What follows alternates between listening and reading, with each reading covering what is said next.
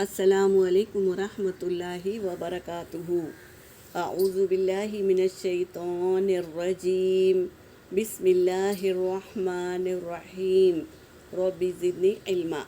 آج ہم لیں گے سورہ آل عمران کی آیت نمبر 143 اور 144۔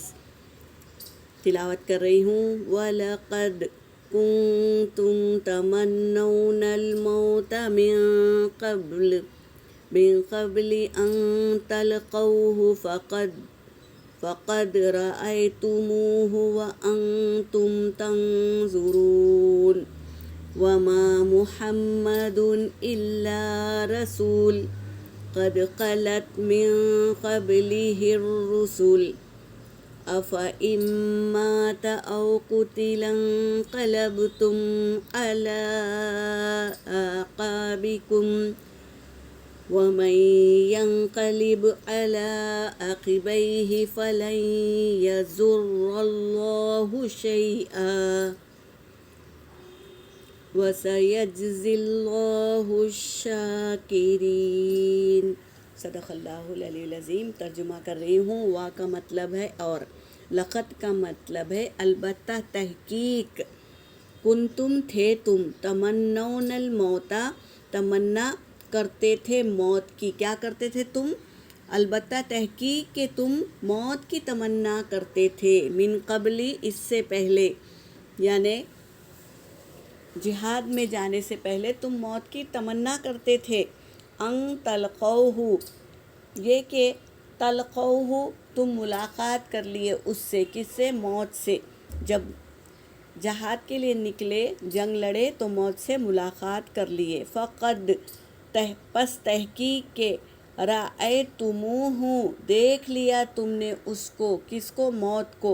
جنگ میں لوگ مرتے ہیں، گرتے ہیں، موت کو گرتے ہوئے دیکھتے ہیں، تو دیکھ لیا تم نے اس کو، موت کو۔ وَأَنْتُمْ تَنْظُرُونَ، حالانکہ تم دیکھ رہے ہو، جنگ میں موت کو دیکھ رہے ہو، اپنے آنکھوں سے دیکھ رہے ہو۔ وما محمد، اور نہیں ہے محمد، الا سوائے رسول، سوائے ایک رسول۔ محمد کیا ہے؟ ایک رسول ہے۔ قد خلت، تحقیق کے گزر چکے، من قبلہ، اس سے پہلے، من قبلہ الرسول، اس سے پہلے کئی رسول گزر چکے ہیں۔ تو رسول محمد ایک رسول ہے، اس سے پہلے کئی رسول گزر چکے ہیں۔ افإن، کیا پھر، ماتا، وہ مر جائے، او قتل، یا قتل کیے جائے، کیا ہے؟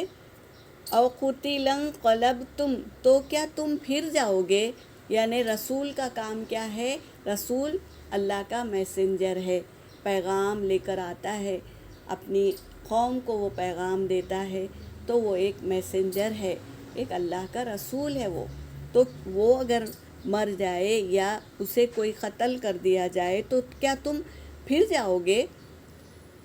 علی اعقابکم، اپنے ایڑیوں کے بل پھر جاؤ گے ایمان سے؟ نہیں، بلکہ ایمان ہم کس پر لائے؟ اللہ پر، تو اللہ پہ یقین رکھنا چاہیے۔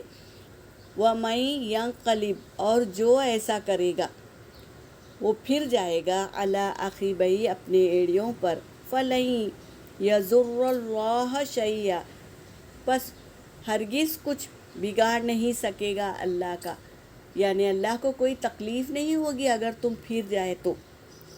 وَسَيَجْزِي اللَّهُ الشَّاكِرِينَ، ان قریب اللہ تبارک تعالیٰ کیا ہے؟ جزا دیں گے شکر کرنے والوں کو۔ تو ہمیں چاہیے ہمیشہ شکر کرے، کھانا ہو تو دیکھ کر اللہ کی نعمتوں کا شکر کرے، اور جب کھا لیا تو کھانے کے بعد زبان سے شکر ادا کرے، اور تکلیف ہو تو صبر کرے، اور مانگنا ہے تو نماز کے ذریعے اللہ سے مدد طلب کرے۔ مدد چاہیے تو صرف اللہ سے مانگے۔ یہاں پر میری آیت ہو گئی۔ وآخر دعوانا ان الحمد للہ رب العالمین۔